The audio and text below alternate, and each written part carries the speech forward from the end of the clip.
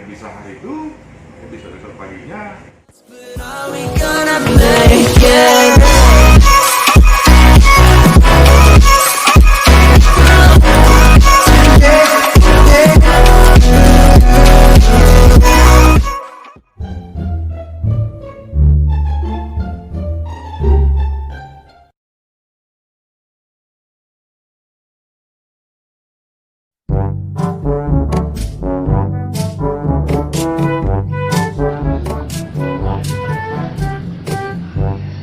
Jadi teman-teman, saya sudah di ruangannya Pak Dirlantas.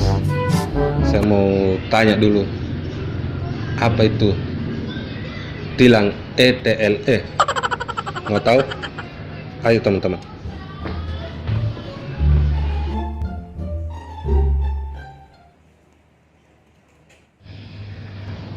Jadi sobat-sobatku, teman-temanku di luar sana, di alam sana, di luar sana, di Zen, alam gaib, alam nyata ya. Hari ini saya mau bincang-bincang dulu sama Pak Dirlantas. Saya mau tanya-tanya soal tilang ETLE. Dan kalau boleh tahu itu, ini supaya netizen juga tahu, tilang ETLE itu tilang apa sih? ETLE, ETLE itu singkatan dari Electronic Traffic Law Enforcement. Jadi ETLE itu penegakan hukum lalu lintas dengan menggunakan elektronik. Nah, itu ETLE. ETLE. Kalau boleh tahu, dan netizen juga supaya tahu, ada berapa titik di Kota Makassar ini? Ya, jadi khusus Polda Sulsel kemarin kita sudah ikut launching penerapan ETLE pada tanggal 23 Maret kemarin oleh Bapak Kapolri bersama 11 Polda lainnya. Nah, ETLE khususnya di Sulawesi Selatan, ini pilot project itu di wilayah hukum Polrestabes Makassar. Ya. Kenapa menjadi pilot project? Ya karena memang Kota Makassar ini dari beberapa kabupaten paling tinggi pelanggarannya Kota Makassar, pelanggaran lalu lintasnya. Terus ini kan Sulawesi Selatan ini kan barometernya memang Makassar. Ya. Nah, dalam launching yang pertama, ini kita telah menerapkan atau menempatkan 16 titik kamera pada 11 ruas jalan yang ada di wilayah Kota Makassar. 16 titik kamera ya. Kameranya itu kamera ANPR. Kamera ANPR itu automatic number plate recognition. Jadi kamera itu dengan sistem yang digunakan itu mampu merekam secara otomatis beberapa jenis pelanggaran ya, disinkronisasikan dengan data ERI. Ya, ERI itu elektronik registrasi dan identifikasi. Nah, data ERI ini data kendaraan secara nasional. Ya, data kendaraan secara nasional bisa kendaraan yang dari Jawa Barat, Jawa Timur, ya pokoknya dari provinsi luar juga terhimpun di dalam data tersebut, database tersebut. Nah, dengan merekam pelanggaran, ini langsung diterbitkan surat konfirmasi, ya, bagi ditemukan pelanggaran, nanti di print surat konfirmasinya, baru dilayangkan ke alamat pelanggar. Nah, di situ sudah lengkap pelanggarannya apa, dendanya berapa, terus gambar pelanggarannya, ya baik itu kendaraannya maupun pelanggarannya terlihat di situ. Nanti di dalam surat konfirmasi itu ada barcode. Nah, barcode ini nanti di-scan oleh masyarakat, ya, khususnya pelanggar. Nah ini baru nanti akan muncul kodenya, kode brivanya untuk membayar ke bank, ke BRI. Ya. Dan kalau boleh tahu berapa hari diterbitkan surat tilang ini setelah tertangkap kamera? Ya tertangkap kamera, ya bisa hari itu, ya bisa besok paginya. Jadi teman-teman hati-hati melanggar, karena melanggar ini bisa juga bukan hanya tilang umum, tapi yang waspada itu kalau kita melanggar salah-salah di depan umum. Dan kalau boleh tahu nih, dan ini kan tadi kita singgung soal 16 titik kamera ini dari jam berapa sampai jam berapa ini? Ya idealnya 24 jam, namun memang ada beberapa titik yang tidak 24 jam, tapi ada juga beberapa titik yang memang 24 jam. Karena kan kalau mau 24 jam itu harus ada penambahan alat lagi, sudah kita koordinasikan dengan Pemkot, Pak Wali Kota, untuk bisa di-upgrade softwarenya maupun hardwarenya, ya ada penambahan alat. Ya, namun ada beberapa titik yang juga 24 jam. Jadi teman-teman, saya mau tanya lagi Pak Dirlantas, bos andalan yang polisinya di Veteran ini. Dan ini yang paling menarik ini, Dan, ini kan kebanyakan masyarakat saya lihat kendaraannya itu sudah dijual Ya. atau diopor. Kira-kira Dan, ketika dia melanggar tertangkap CCTV kamera elektronik ini, gimana cara melacak pemilik aslinya Dan itu? Kalau etle ini pada saat merekam pelanggaran, kan saya sudah bilang tadi bahwa dia disinkronisasikan dengan data ERI, ya, data kendaraan bermotor.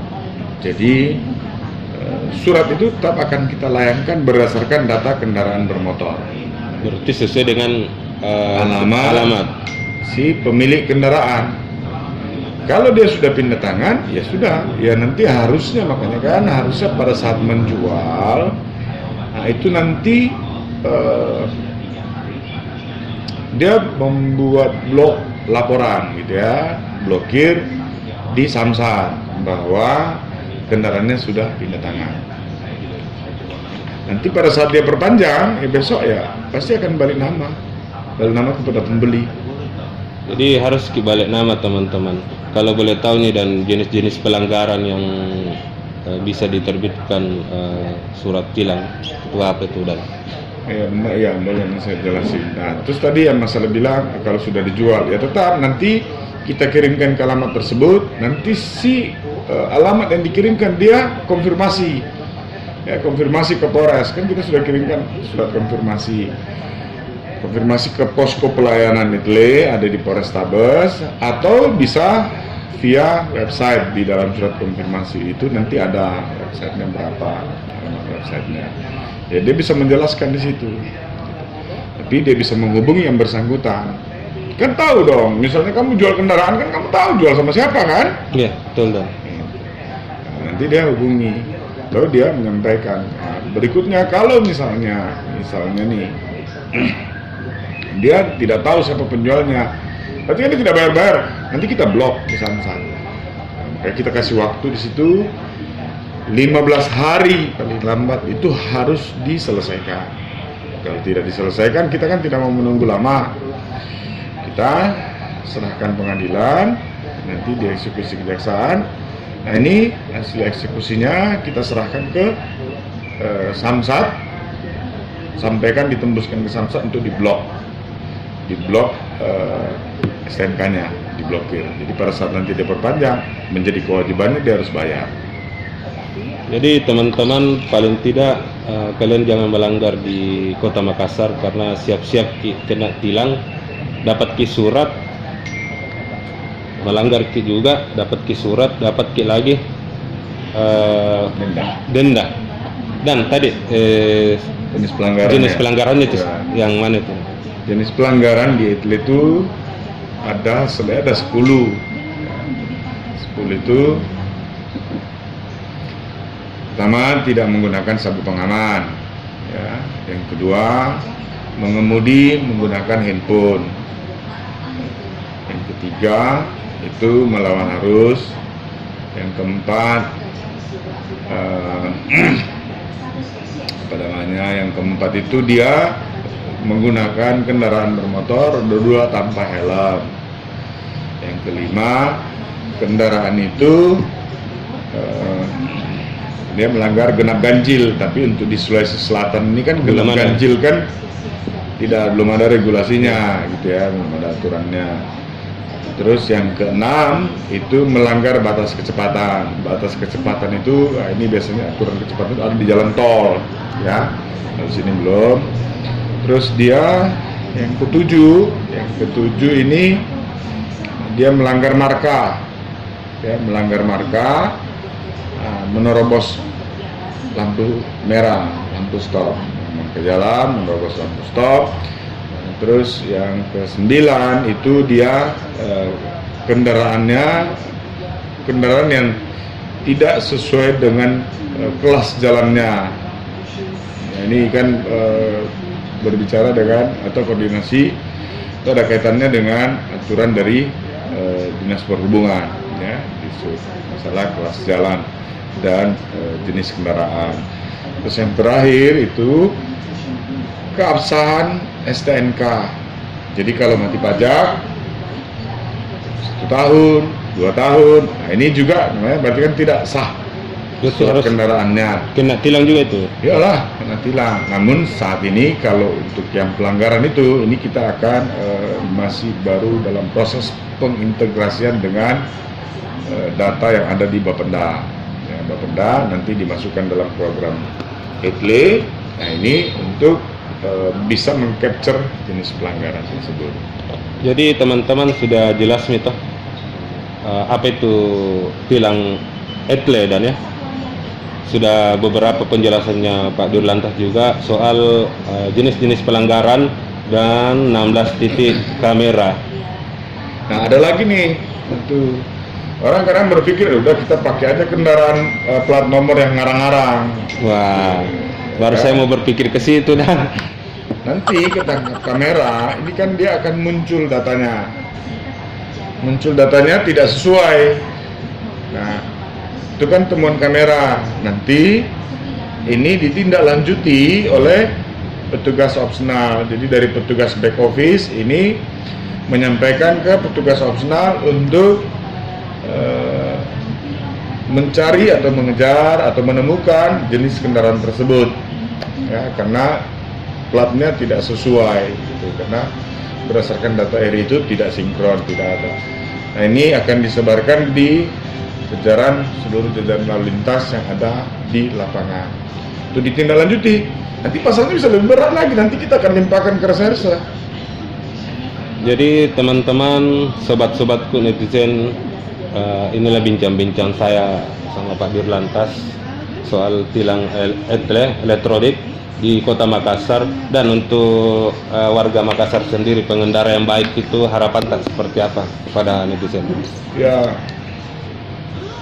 Ya saya sih berpesan ya taatilah aturan lalu lintas ya. Anda menggunakan kendaraan, kita menggunakan kendaraan harus juga bertanggung jawab ya. Apa yang menjadi ketentuan aturan lalu lintas ya diikuti saja ya. Jangan takut dengan aturan, jangan takut dengan petugas, tapi takutlah akan keselamatan berlalu lintas, baik itu keselamatan diri sendiri maupun keselamatan orang lain gitu ya. Karena tujuan dari penegakan hukum sebenarnya itu bukan mencari kesalahan, tapi lebih tujuan utamanya adalah demi keselamatan para pengguna jalan gitu, ya. Jadi saya sampaikan jangan takut dengan aturan, jangan takut dengan petugas ya. Apalagi sekarang bukan lagi dengan petugas lagi, tapi dengan sistem ETLE ini kan salah satunya apa yang menjadi kebijakan Bapak Kapolri dalam program prioritas Bapak Kapolri. Penerapan ETLE ini salah satunya juga untuk meminimalisir atau memutus sentuhan langsung antara petugas dengan pelanggar, ya, sehingga ya, tidak terjadi pungli, tidak terjadi negosiasi, tidak terjadi konflik antara petugas sama pelanggar. Itu tujuan utamanya juga, salah satu tujuannya penerapan ETLE ini, ya, sehingga ya, sekarang ya, cobalah kita begitu naik kendaraan, ya, langsung pikir saya ini harus ngapain, aturan saya menggunakan kendaraan ini harus seperti apa, ya. Pada saat lampu merah ya berhentilah di lampu merah, jangan menginjak marka, jangan melampaui marka. Belum lampu hijau ya jangan jalan, sudah mau lampu merah sebaiknya berhenti. Kadang-kadang kan ada orang bilang begini, wah masih kuning pak gitu. Kuning itu sebenarnya sudah peringatan. Begitu kuning kita harusnya sudah berhenti, gitu ya. Karena tiba-tiba di sana ya namanya ini lampu, di sana bisa lebih cepat, bisa terjadi sesuatu ya, bisa saja bisa terjadi aksiden. Ya, jadi kalau sudah lampu kuning itu peringatan, sebaiknya Anda berhenti. Lampu kuning mau hijau, saya sudah siap-siap untuk jalan, hijau baru jalan, gitu. Ya kan gitu. Ya, Dari ini kan ada merah, kuning, hijau. Ada orang kadang-kadang belum pi hijau, belum pi merah, hentam lagi terus, baru kuning. Tidak boleh. Begitu kuning kita sudah berhenti. Sehingga kita tidak melanggar marka tadi, marka stop, tidak melampaui, terus lampu merah, kita tidak terobos, tidak terjadi aksiden. Begitu kuning mau ke hijau, kita sudah siap-siap jalan. Kan tidak pada saat tiba-tiba hijau, makanya itu tujuannya ada kuning sebagai persiapan. Kalau stop, ya stoplah yang benar. Jangan merobos lagi, karena waktunya antara kuning hijau atau kuning ke merah itu sebentar. Jadi sobat-sobatku netizen, inilah bincang-bincang saya sama Pak Dirlantas. Alhamdulillah sudah ada keterangan bahwa jangan takut melanggar ya, Dan. Jangan takut dengan aturan. Jangan takut dengan aturan. Jangan takut dengan petugas. Jangan takut dengan petugas. Jangan takut dengan sistem ETLE. Jangan takut dengan sistem ETLE karena kenapa, Dan? Tapi takutlah akan keselamatan. Itu tadi, jangan takut, tapi takut dengan akan keselamatan. Jadi teman-teman, sekian bincang-bincang saya. Semoga hari ini luar biasa sekali ya, karena saya sudah mendapatkan informasi 16 titik kamera terpasang di Makassar. Kemudian ada beberapa jalan juga dan jenis-jenis pelanggarannya. Jadi semoga bermanfaat bagi kalian. Jika video ini kalian senang, jangan lupa like, komen, share. Sekian dari saya. Assalamualaikum warahmatullahi wabarakatuh.